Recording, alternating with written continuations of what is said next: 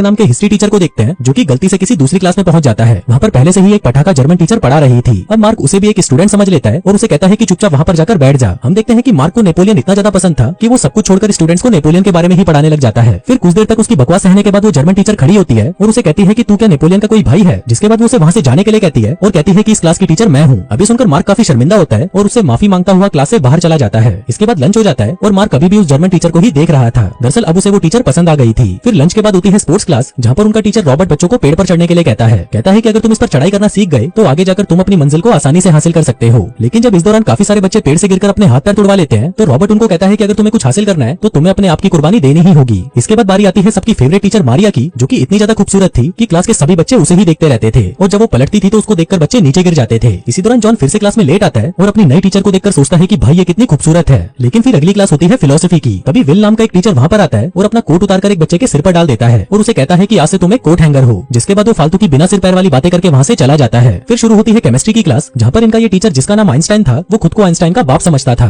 वो खुद को जीनियस दिखाने के चक्कर में वहाँ पर रखे सभी केमिकल्स को एक कर देता है, जिससे पूरे कमरे में झाग फैल जाता है। फिर स्कूल खत्म हो जाता है और मार्क जर्मन टीचर से मिलकर उसे फिर से माफी मांगता है। जिसके बाद वो उसे गोद में उठा लेता है और कहता है कि चलो कहीं घूमने चलें। लेकिन वो टीचर उसे गालियां देकर वहाँ से चली जाती है। अब ये सातों टीचर्स पूरे हफ्ते बच्चों को ऐसे ही उल्टे सीधे तरीकों से पढ़ाते हैं, जिसके चलते बच्चों के पेरेंट्स स्कूल में शिकायत लेकर पहुंच जाते हैं। कोई कहता है कि केमिस्ट्री टीचर ने मेरे बच्चों के बाल जला दिए, तो कोई कहता है कि स्पोर्ट्स टीचर ने मेरे बच्चे के पिछवाड़े की हड्डी तोड़ डाली। अभी सबसे तंग आकर प्रिंसिपल सीधा एकेडमी इंस्पेक्टर को कॉल लगाता है, लेकिन उस इंस्पेक्टर को स्कूल की कोई परवाह नहीं थी और उसी ने ही इन टीचर्स को यहाँ पर बुलाने का ये घटिया आइडिया दिया था। लेकिन अब उसके बिहेवियर से प्रिंसिपल को शक होने लगता है कि जरूर कुछ तो गड़बड़ है। जिसके बाद अगले दिन से प्रिंसिपल ये सारा मामला अपने हाथ में ले लेता है और ये सब ठीक करने की कोशिश करने लगता है। वो क्लास में जाकर चॉक्स को एक टेबल से चिपका देता है ताकि मिस ग्लेडियस उनसे बच्चों को ना मार सके। अब वो टीचर चॉक की जगह डस्टर को फेंक कर मारने लगती है, लेकिन उसमें लगे स्प्रिंग की वजह से वो वापस आकर उसके ही मुंह पर लग जाता है। इसके बाद जब पीटर के क्लास की बारी आती है तो वो अपनी कुर्सी निकालकर वहाँ पर आराम से बैठने लगता है, लेकिन तभी उसकी कुर्सी के नीचे एक जोर का धमाका होता है। आगे जब वो सुट्टा मारने के लिए क्लास से बाहर जा रहा था कि तभी घड़ी के पीछे लगे स्पीकर से प्रिंसिपल की आवाज आने लगती है। वो कहता है कि अभी टाइम पूरा नहीं हुआ, इसलिए अपना पिछवाड़ा टिकाकर चुपचाप यहीं बैठे रहो। फिर जब बारी आती है नेपोलियन के सबसे बड़े फैन मार्क की, तो प्रिंसिपल उसकी क्लास में प्रोजेक्टर के जरिए एक दूसरा चैप्टर लगा देता है ताकि उसे बार बार ये पता चलता रहे कि आखिर उसे पढ़ाना क्या है। इसके बाद आता है केमिस्ट्री टीचर आइंस्टाइन, जो कि फिर से कुछ न कुछ कांड करने ही वाला था, लेकिन इस बार प्रिंसिपल वहाँ पर पानी को छोड़कर बाकी सभी केमिकल्स पर ताला लगा देता है। फिर बारी आती है सबकी फेवरेट टीचर मारिया की, जिसकी क्लास में अटेंडेंस हमेशा फुल ही रहती थी, लेकिन बच्चों का ध्यान अपने गोल पर नहीं बल्कि मारिया के होल पर था, जिसका तोड़ निकालने के लिए प्रिंसिपल उसकी क्लास से हीटर ही निकाल देता है ताकि मारिया पूरे कपड़े पहनकर आए और बच्चों का ध्यान वापस अपने गोल की तरफ हो जाए। वहीं मार्क अभी भी जर्मन टीचर को पटाने की कोशिशों में लगा हुआ था। तभी बाकी के टीचर उसे ज्ञान देते हैं कि जब भी वो उसके पास जाए तो उसे इग्नोर करने लगे, और अगर वो ऐसा कर देता है तो जर्मन टीचर खुद ही उसके प्यार में पागल हो जाएगी। अब मार्क उसकी बात मान लेता है और स्कूल के बाद अपने कपड़े उतारकर वो उसके सामने आता है और स्टाइल मारने लगता है। जिसके बाद वो उसे डेट पर चलने के लिए पूछता है तो जर्मन टीचर उसे साफ मना कर देती है। अब ऐसे ही काफी दिन बीत जाते हैं और ये साल खत्म होने को आता है। सभी टीचर्स काफी परेशान लग रहे थे क्योंकि प्रिंसिपल की वजह से वो सभी अपने मन की नहीं कर पा रहे थे। फिर जब ऑफिसर वहाँ पर चेक करने आता है तो टीचर्स उसे बताने लगते हैं कि ये प्रिंसिपल हमें कुछ नहीं करने देता, जिसको सुनकर ऑफिसर कहता है कि ये प्रिंसिपल टीचर्स के मामले में कुछ ज्यादा ही उंगली कर रहा है, इसलिए अब से टीचर्स को खुली छूट है कि वो जो करना चाहे वो कर सकते हैं। अब ये सुनते ही उन टीचर्स के मजे हो जाते हैं। जिसके बाद सबसे पहले मार्क खुद नेपोलियन बनकर अपनी पूरी क्लास को उसका फैन बना देता है। वहीं वो आलसी टीचर पीटर तो क्लास में बेड ही बांध देता है और उसी पर लेटकर एंजॉय करता है। उधर मिस ग्लेडियस की क्लास में जब जॉन एक लड़की के बाल खींच देता है तो मिस ग्लेडियस गुस्से में आकर उस लड़की के बाल ही काट देती है। अब क्योंकि सारे टीचर्स को सब कुछ करने की आजादी मिली हुई थी तो अब इसमें प्रिंसिपल भी कुछ नहीं कर सकता था। उधर केमिस्ट्री की क्लास में भी आइंस्टाइन इधर उधर का सामान मिलाकर कुछ न कुछ करता रहता था। उधर फिलोसफी का टीचर विल तो स्कूल के सभी स्टूडेंट्स को नंगा होकर घूमने के लिए कहता है ताकि वो प्रकृति के असली रूप को समझ सके।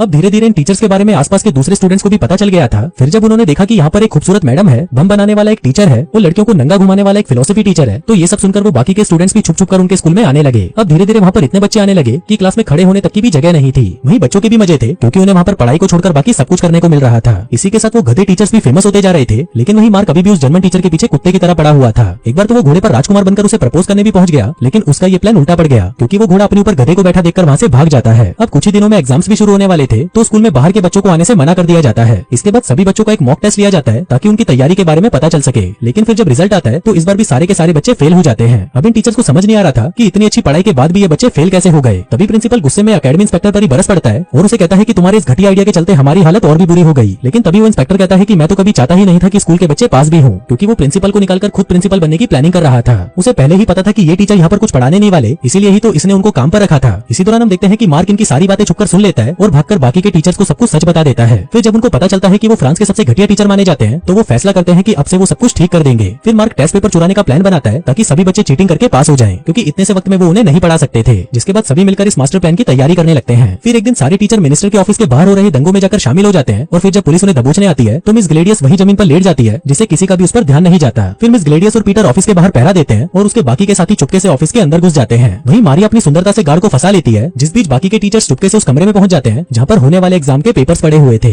लेकिन अब प्रॉब्लम ये थी कि जिस तिजोरी में वो पेपर्स रखे थे उसे खोले कैसे। फिर वो सभी अपना दिमाग चलाते हैं और मिनिस्टर के इलेक्शन जीतने वाली डेट को तिजोरी में लगा देते हैं, जिससे वो तिजोरी खुल जाती है। फिर अगले दिन सभी बच्चों का एक दूसरा टेस्ट होता है, पर अब क्योंकि टीचर्स ने तो उन बच्चों को पेपर्स पहले ही दे दिए थे, इसके बावजूद भी वो सारे बच्चे फेल हो जाते हैं क्योंकि वो गधे गलती से दूसरी क्लास के पेपर चुरा लाए थे। लेकिन फिर भी वो बच्चे इस बात को अप्रिशिएट करते हैं कि कम से कम टीचर्स ने उनके बारे में सोचा तो सही। अब फाइनल एग्जाम होने में सिर्फ 2 ही हफ्ते बाकी थे और सभी बच्चे बहुत ज्यादा डरे हुए थे। वहीं डर के मारे मार्क प्रिंसिपल को अपना इस्तीफा दे देता है क्योंकि अगर वो अपना पूरा जोर भी लगा ले तब भी वो उन बच्चों को पास नहीं करा सकता। फिर जब वो निराश होकर स्कूल से जा रहा होता है तभी वहाँ पर जर्मन टीचर आ जाती है और उसे मोटिवेट करने लगती है। वो कहती है कि तुम्हें ऐसे हार नहीं माननी चाहिए, बल्कि नेपोलियन की तरह तुमको मुश्किलों का डटकर सामना करना चाहिए। अब उसकी ये बातें सुनकर मार्क में जोश आ जाता है, जिसके बाद वो स्कूल की छत पर जाता है और सभी टीचर्स और स्टूडेंट्स को नेपोलियन की कहानी सुनाकर उन्हें पूरी मेहनत करने के लिए मोटिवेट करने लगता है। फिर कुछ दिनों बाद फिलोसफी टीचर दारू पीकर बच्चों को पढ़ाने जाता है ताकि उसका दिमाग थोड़ा क्लियर रहे। वहीं मिस ग्लैडियस की क्लास में बच्चे हेलमेट पहनकर आने लगे थे ताकि किसी को कोई चोट न लगे। दूसरी तरफ रॉबर्ट भी बच्चों को अच्छे से ट्रेनिंग देने लगा था। फिर 3 महीने बाद जब उनके एग्जाम का रिजल्ट आता है तो सभी ये देखकर शॉक्ड हो जाते हैं कि इस बार 49% बच्चे पास हो गए थे। लेकिन क्योंकि टारगेट स्कोर 50% का था तो टीचर सभी भी यहाँ पर नाकामयाब रहे थे, जिसके चलते अब स्कूल को बंद करना होगा। उधर एकेडमी इंस्पेक्टर अपनी जीत को सेलिब्रेट कर रहा था, जिसके बाद वो सभी को अपने प्लान के बारे में बताने लगता है। लेकिन इसी दौरान स्कूल के प्रिंसिपल को एक लेटर मिलता है जो कि सब कुछ बदल कर रख देता है। उसमें लिखा था क्योंकि जॉन स्कूल में लगातार फेल हो रहा था इसलिए उसे स्कूल से निकाल दिया गया है। इससे फेल हुए बच्चों में एक बच्चा कम हो जाता है और अब पूरे 50% बच्चे पास हो जाते हैं। अब ये देखकर सभी खुश हो जाते हैं और जॉन को कंधे पर उठाकर नाचने लगते हैं। इसके बाद सभी टीचर्स को उस स्कूल से जाने की परमिशन भी मिल जाती है, लेकिन अब वो यहीं पर रहकर बाकी के बच्चों को भी पढ़ाने का फैसला करते हैं। वहीं एकेडमी इंस्पेक्टर को नौकरी से निकाल दिया जाता है और मार्क को उसका सच्चा प्यार यानी कि जर्मन टीचर भी मिल जाती है। और दोस्तों इसी के साथ ही ये कहानी यहीं खत्म हो जाती है।